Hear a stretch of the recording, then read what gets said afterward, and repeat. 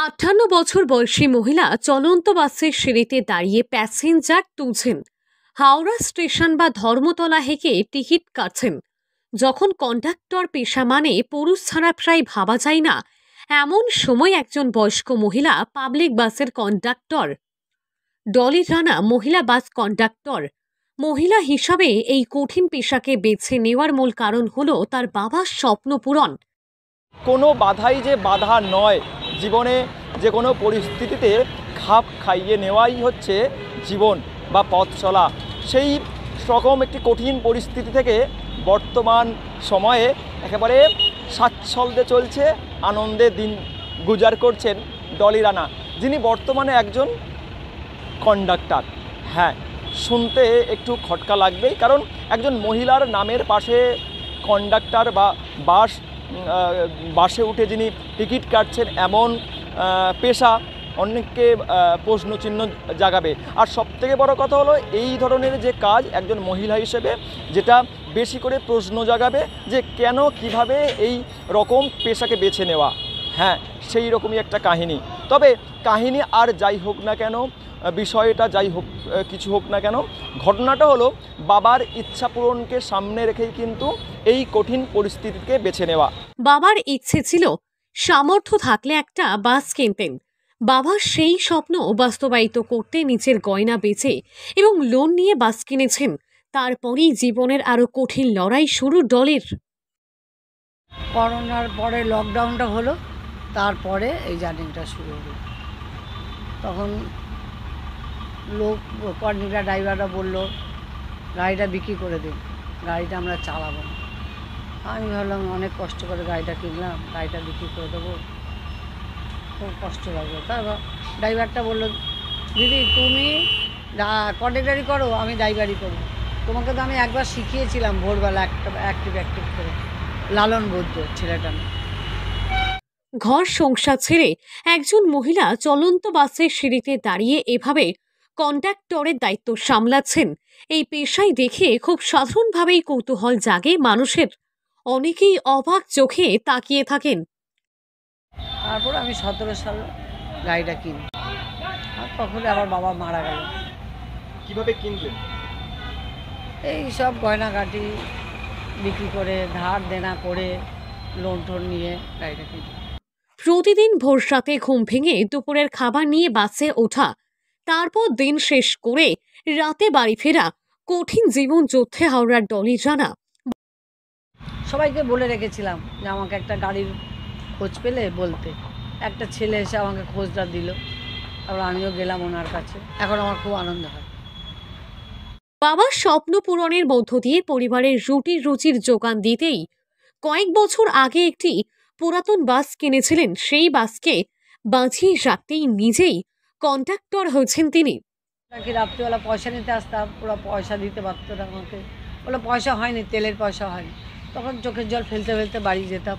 কিন্তু এখন যখন দিনের শেষে যে যোগানই আসে, তেল তুলেও আমি ড্রাইভারকে পয়সা দিও, আমার যতটুকু থাকে ওইটাতেই আমার আনন্দ। 2017 সালে বাসটি কেনার পর কয়েক বছর পার হয়।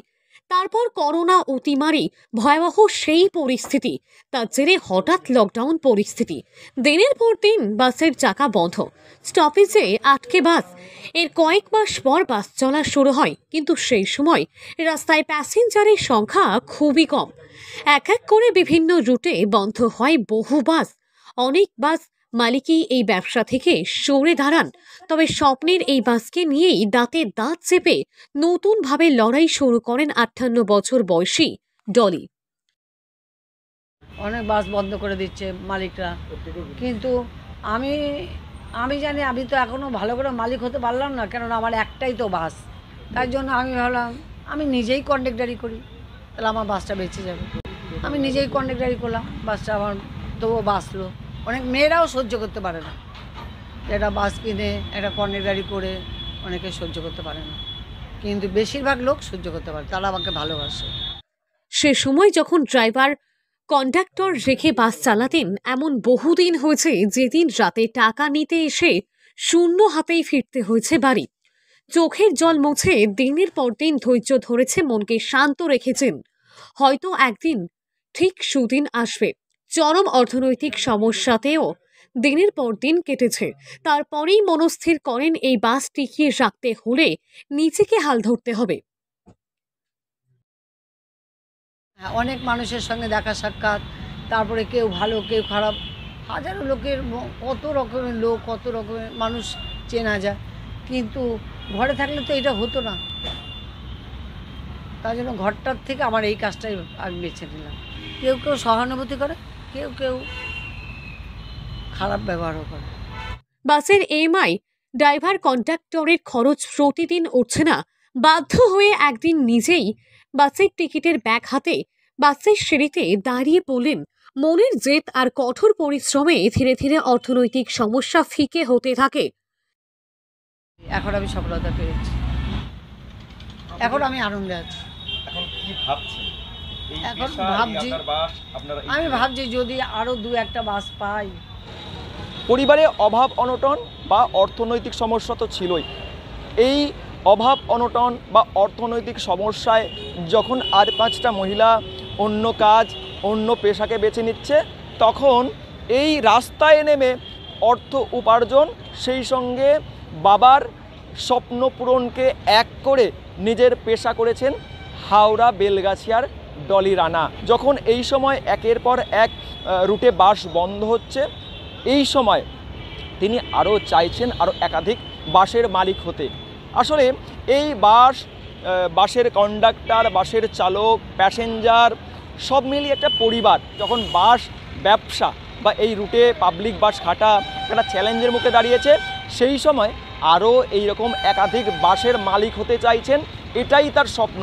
বাবার স্বপ্ন ছিল একটা বাস কিনে বাসের মালিক হওয়ার, আর তাই সেই বাবার কন্যা ডলি রানা এখন স্বপ্ন দেখছেন একাধিক বাস তার মালিকানায় থাকবে। আর শোধই বাসের সম্পূর্ণ টাকা। বর্তমানে বাস চালিয়ে ড্রাইভার, বাস মেরামতির তেল খরচ বাদেও প্রতিদিনই প্রায় সামান্য টাকা হাতে পান। তাতে আনন্দেই দিন চলছে। সপ্তাহে রবিবার একটা দিন ছুটি, বিশ্রাম, পরিবারের সঙ্গে সময় কাটান। এখন তার এই কঠিন লড়াইয়ে সঙ্গ দিয়ে সহযোগিতা করছেন নিজের বন্ধু। হাওড়া থেকে রাকেশ মাইতির রিপোর্ট, লোকাল 18 বাংলা।